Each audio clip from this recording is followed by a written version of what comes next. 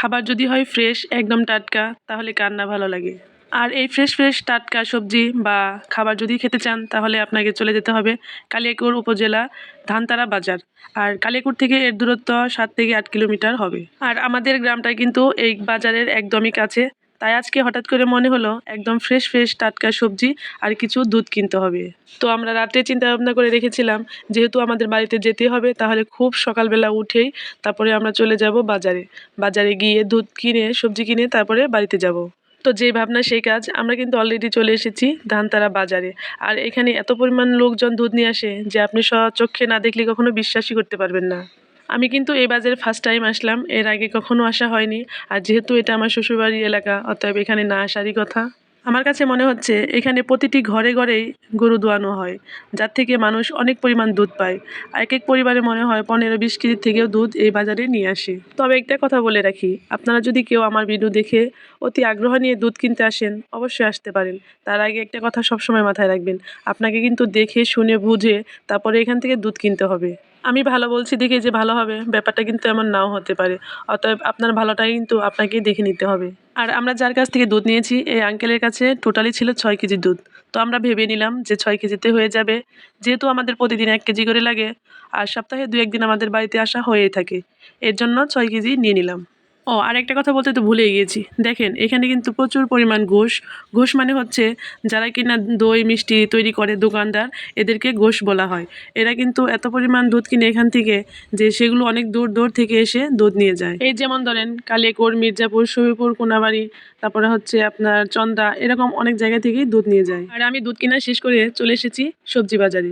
আর এখানে এসে তো আমার টাটকা টাটকা সবজি দেখে মনে হচ্ছে সবগুলো সবজি আমি বাসায় নিয়ে যাই। আর এই সবজি বাজারে শুধু সবজি না, আপনি ফ্রেশ কলা, আম, তারপরে হচ্ছে বেল, এই সব কিছু কিন্তু ফল ফলাদি পেয়ে যাবেন।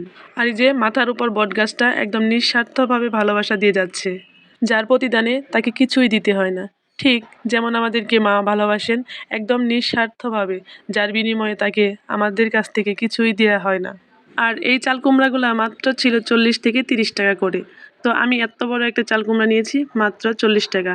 আমি তো খুবই খুশি হয়ে গেছি, কারণ এটা আমাদের ওদিকে অনেক দাম। ভিডিওর মাঝে একটি কথা বলিনি, যারা কিনা এতক্ষণ ধৈর্য ধরে আমার ভিডিওর সাথে ছিলেন তাদেরকে অসংখ্য ধন্যবাদ। আর যারা আজকে আমার নতুন ভিডিওটি দেখতেছেন তারা দয়া করে সাবস্ক্রাইব করে দিবেন। আর অবশ্যই আপনার সুন্দর সুন্দর মতামত রেখে যাবেন। আর একটা করে লাইক তো অবশ্যই দিবেন, কেননা আপনার একটা লাইক এবং কি একটা কমেন্ট আমাকে অনেক উৎসাহিত করবে।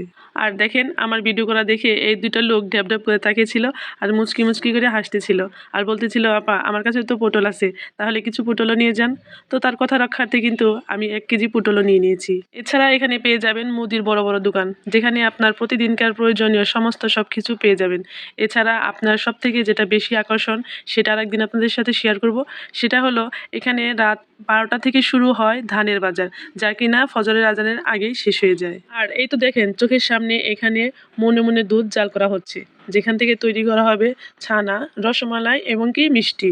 আমরা এই দোকানে কথা বলে যেটা জানতে পারলাম সেটা হলো এই দোকানে 4 থেকে 5 মণ দুধ জাল করা হয়, যা থেকে তৈরি হয় সুন্দর সুন্দর মিষ্টি, তারপর হচ্ছে আপনার ঘি, রসমালাই এবং কি দই। তো যাই হোক, আজকে সম্পূর্ণ ভিডিওটি আপনাদের কাছে কেমন লেগেছে অবশ্যই কমেন্ট করে জানাবেন।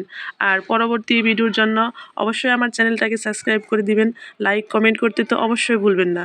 আর আপনিও কিন্তু জানাতে পারেন আপনার সুন্দর সুন্দর মতামতের মাধ্যমে পরবর্তী ভিডিওটা আমি কোথায় করলে আপনাদের ভালো লাগবে।